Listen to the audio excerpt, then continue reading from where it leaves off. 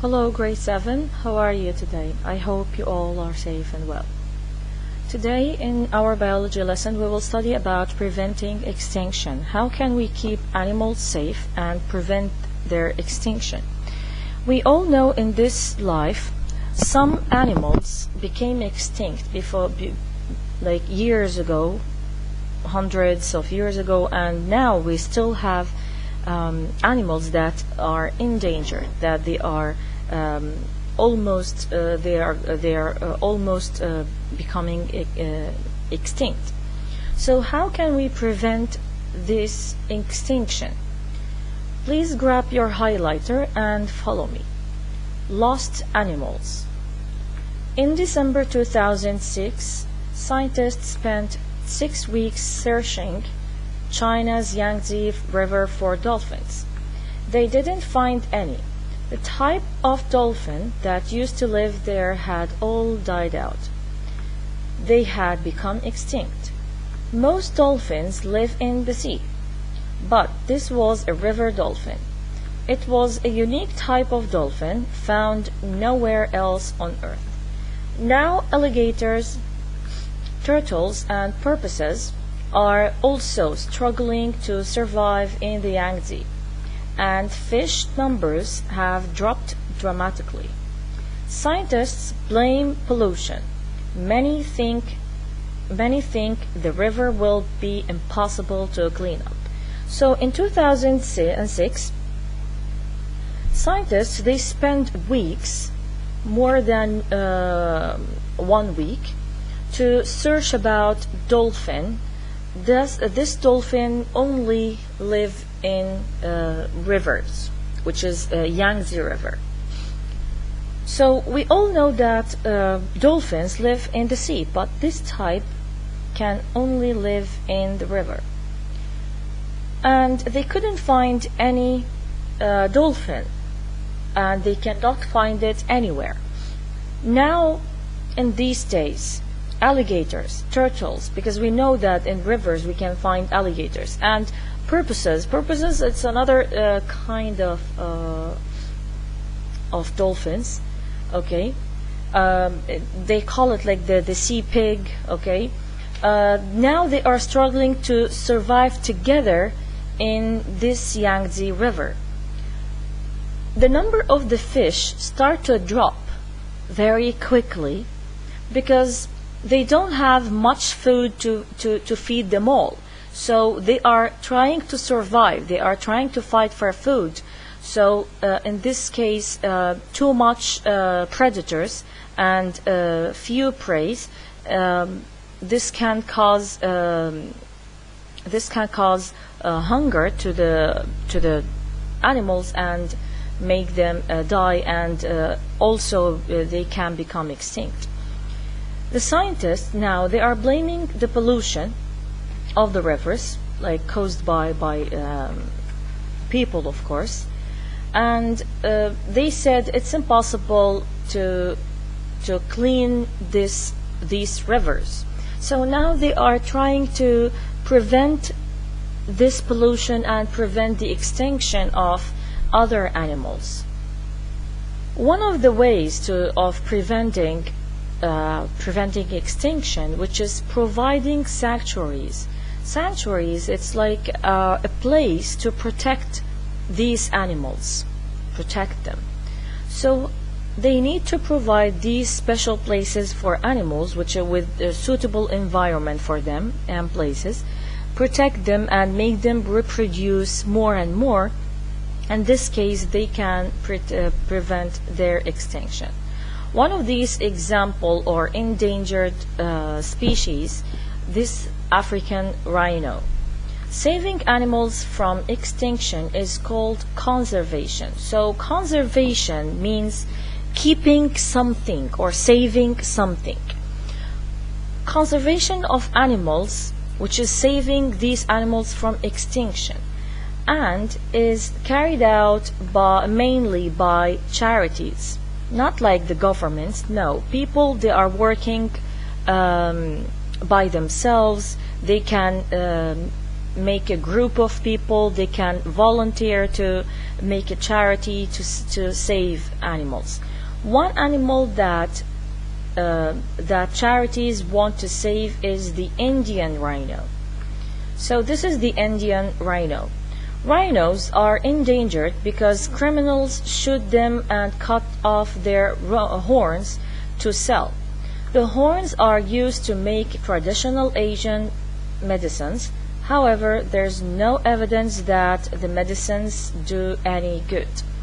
So we saw maybe we saw in movies, and earlier before I showed you a video about people are killing animals and endangered species on Earth.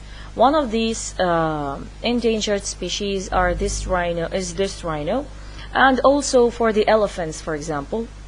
People are killing elephants for their tusks, to take them, to sell them.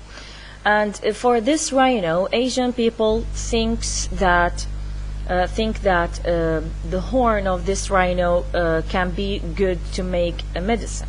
But till now there is no proof of this. So in this way, when they kill this rhino only for the horn, this can make the number of the rhinos dropping so quickly. In this case, no more rhinos, few rhinos, they will be dead, and this animal will become extinct. Conservationists have moved some rhinos to wildlife sanctuaries. These are special areas where the animal can be protected. Charities pay people to guard them and pay for the equipment they need to do the job. In some countries, they have, in India for example, some charities, they are hiring local people to protect these animals, and they are even giving them equipments like weapons sometimes, or anything to protect these animals. So these people these groups called conservationists, these people are trying to conserve animals. They call them conservationists. Now they moved this rhino into wildlife sanctuaries. That means it's an area where people can protect rhinos in their habitat. Okay, what about saving habitats? Does it have any effect of conserving these animals or keeping their lives safe? Saving habitats. It takes a lot of land to support large predators like Bengal tigers. They need to roam vast areas of forest to find enough prey. So for the Bengal tiger, people need a big, very big land to protect this Bengal tiger, and they need also they need equipments to protect it, because these kind of tigers have to move or roam or search in a very large area in forest just to find the prey. When land is cleared to build roads or houses, their territory is cut up. The pieces of land left behind can be too small for tigers. So when people start to clear up or start the deforestation, they start to cut the habitats, to destroy the habitats, destroy the forests, and this is the habitat of it's a habitat for the Bengal tiger. Now they have very small land to live in, and they cannot find enough food in a small land. They have to roam in vast areas, which is like very big areas. So how can people save this Bengal tiger from extinction? To save the tigers, conservationists need to save their habitats. So if you saved a habitat, if you left this habitat alone without destroying or damaging or disruption, in this case animals can survive there, can reproduce, can find food, can have a peaceful life. This has an added advantage. It saves all the other plants and animals that live there too.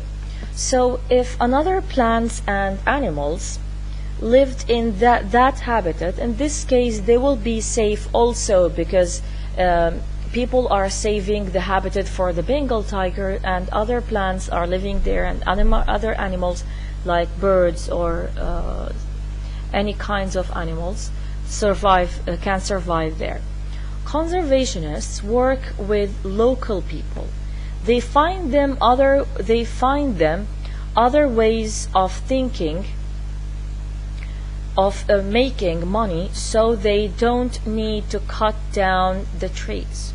So here, these conservationists, they pay for local people not to cut down the trees, and they give them they are finding them other ways for making monies. They can hire them to protect these animals, so no one can come to pay them for cutting down the trees. What about the removing predators? If we remove a predator from an area or piece of land, can we save animals in this way or not? When early sailors visited new islands, they accidentally took rats there that were living on their ships. We talked about invasive species, and we said the large borers, they were brought by accident, okay, when people visited another area from South America. Central America, sorry. So when they brought this from Central America to another area like Tanzania, these insects start to destroy the crops and no predators are there. In this example, they are talking about rats. Rats are predators. When sailors brought these predators with them, these rats with them, they were living on their ships. When they brought them by accident to these new islands, the birds that nested on these islands were defenseless. Why? Because they didn't have any predator to eat them. So they were weak. They couldn't defend themselves because they used to live in peace. Rats ate most of their eggs, and many types of bird became extinct. The islands around New Zealand were badly affected. Some had birds that were found nowhere else in the world. So this is another example, which is New Zealand. When they discovered New Zealand, they brought these rats, and these rats start to eat the eggs, and in this case they couldn't reproduce, and many birds died. Many birds, or many types of birds, became extinct in this way. So scientists start to think, how can they save these birds from these rats? How can they destroy these rats? Because rats in those islands, they didn't have any predator to eat them, so they were reproducing. They were rising, in their numbers are rising, or were rising these days. So they were thinking, how can they destroy them, or how can they kill them? Since the 1960s, people have attempted to restore life on many islands. The first step is to spread rat poison all over them. Once the rats are dead, the birds can reproduce safely. Birds that are close to extinction on the mainland can also be taken to the rat-free islands to recover. So this is a solution they were thinking about. They need to spread poisons all over these lands and kill the rats. And in this case, birds can reproduce safely and no one can hurt them.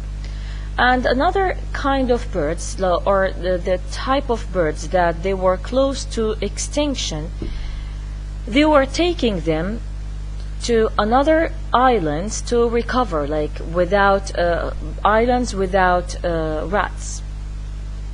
Another type of preserving or conserving animals is called captive breeding. What's the meaning of captive breeding? Captive, that means like someone to take him or to hold him in a place, to keep them there. Captive breeding, to catch some animals and keep them in another environment other than their environments. One of these animals, they were using the captive breeding program with them, which is the Arabian oryx. The Arabian oryx was hunted to extinction in the wild. This kind of animals called Arabian oryx, it was almost becoming extinct in the wild.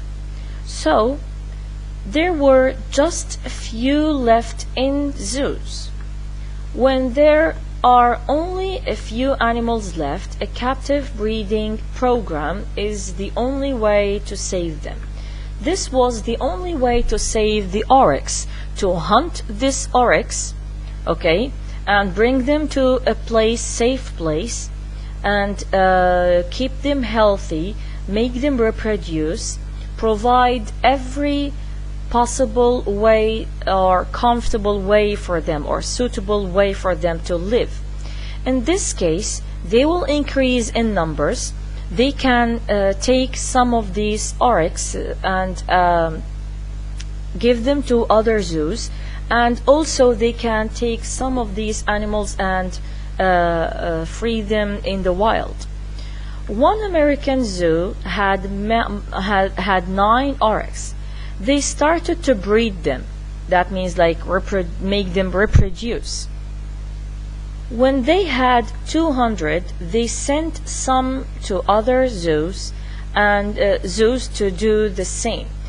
Eventually, herds of the animals were sent back to their original homes. Most of them have survived. So this way called captive breeding, like catch an animal, save them, keep them in a place, protect them, breed them, and when they increase in number, you can release some of them in to their original life, original homes. One of these examples, as I mentioned earlier, is the panda bears. Panda bear was endangered and was almost and it's almost become extinct. So they took this panda bear and they applied this captive breeding program on them. They were keeping them safe, taking very good care of them, and now their numbers increased, and they can release some of them to the wildlife, and they can give some zoos also.